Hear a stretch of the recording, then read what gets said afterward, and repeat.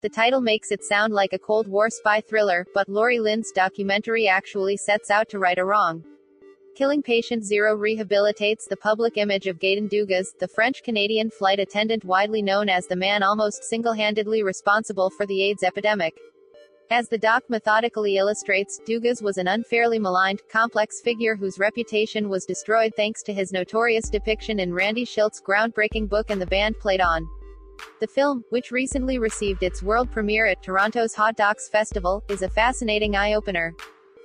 Based on Richard McKay's nonfiction book Patient Zero and the Making of the AIDS Epidemic, the doc presents a deeply personal portrait of Dugas, featuring affectionate reminiscences from several of his friends, colleagues and lovers. Extremely handsome and wildly flamboyant, Dugas was unusual in that he made no effort to hide his homosexuality at a time when being gay was a stigma and, in many U.S. states, was a crime. Dugas is lovingly described by those who knew him as charming and good-hearted, and also very promiscuous. His vocation enabled him to travel throughout America and allowed the opportunity for countless sexual liaisons.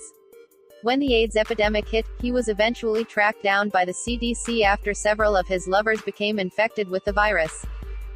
Dugas refused to change his sexual behavior on the ground that no proof had yet been found that the disease was spreading by sexual contact. But he cooperated fully with the scientists investigating the epidemic, providing the names of his lovers, at least the ones he could remember, and even traveling to Atlanta at one point to give a blood sample. He was part of a cluster study, tracing sexual contacts and labeled Patient O, meaning, out of California. But the O was mistaken for zero, at one point, giving the erroneous impression that Dugas was at the epicenter of the epidemic. Shilts included a sensationalistic chapter about Dugas in And the Band Played On, which the book's editor, Michael Denneny, freely admits in the film was a hook to garner mainstream publicity. He leaked the excerpt to the famously right-wing New York Post, resulting in front-page coverage and the banner headline, "The Man Who Gave Us AIDS." It was like cultural judo, Denneny comments, referring to his technique of using the paper's bias for his own ends. The doc puts all of this in historical context, to a slavish and sometimes excessive degree. It provides a mini-history of the gay rights movement, including such milestone as the Stonewall riots and the sexual liberation of the 1970s.